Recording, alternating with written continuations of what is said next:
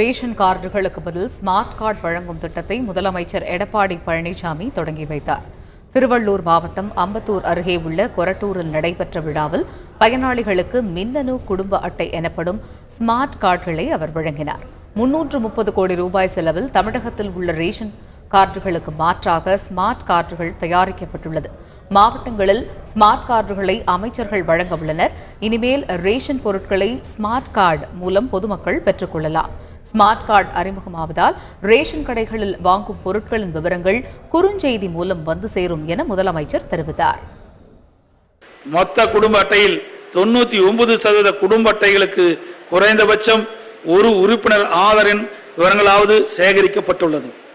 இவ்வாறு சேகரிக்கப்பட்ட ஆதார் எண் விவரங்களின் அடிப்படையில் மின்னணு குடும்ப அட்டைகள் தயாரிக்கப்பட்டு தற்போது வழங்கப்பட்டுள்ளது.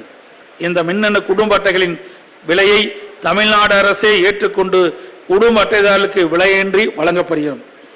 குடும்ப அட்டைதாரர்கள் அவருடைய குடும்ப அட்டைகளுக்கு வழங்கப்பட்ட அத்தியாவசிய பொருட்களின் விவரங்களை அவ்வப்போது குறுஞ்செய்தி வாயிலாக அறியும் வகையில் இதுவரை 1,67,00,000 குடும்ப அட்டைதாரர்களின் கைபேசி எண்களும் சேகரிக்கப்பட்டு விவரங்கள் அனுப்பப்பட்டு வருகின்றன. கொரட்டூரில் இன்று தொடங்கப்பட்ட மின்னணு குடும்ப அட்டை வழங்கும் பணி இன்னும் 2 மாதங்களில், அதாவது ஏப்ரல் மே மாதத்திற்குள் மாநிலம் முழுவதும் வழங்கி முடிக்க திட்டமிடப்பட்டுள்ளது. மின்னணு குடும்ப அட்டை பெறுகின்ற தற்போது புழக்கத்தில் உள்ள குடும்ப அட்டைகள் மூலம் ரேஷன் பொருட்களை பெற்றுக் கொள்ளலாம். குடும்ப அட்டைதாரர்களுக்கு அவர்களது கைபேசிக்கு SMS மூலம் தகவல் வந்ததற்கு பின்னால் குடும்ப அட்டைதாரர்கள் அங்காடிக்கு நேரில் சென்று தங்களது மின்னணு குடும்ப அட்டைகள் பெற்றுக் கொள்ளலாம். விழாவில் பேசிய கூட்டுறவுத்துறை அமைச்சர் செல்லூர் ராஜு, தமிழகத்தில் ரேஷன் பொருட்கள் முழுமையாக வழங்கப்படுவதாகவும் மத்திய அரசு மானியத்தை நிறுத்திய பிறகும் தமிழகத்தில் வெற்றிகரமாக பொது விநியோக திட்டத்தை அரசு செயல்படுத்தி வருவதாகவும் தெரிவித்தார்.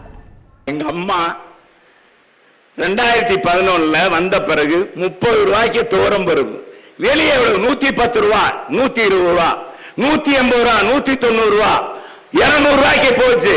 அப்பவும் 30 ரூபாய்க்கு கொடுத்த அம்மா புரட்சி தலைவி அம்மா. எனவே மானியத்தை மத்திய அரசு நிறுத்திய பிறகும் அதற்காக நிதி வழங்கிய எங்களுடைய முதலமைச்சர் என்பதை இந்த நேரத்தில் தெரிவித்து, அம்மாவுடைய திட்டங்கள் இன்றைக்கு மக்களுக்கு செய்து கொண்டிருக்கிறோம்.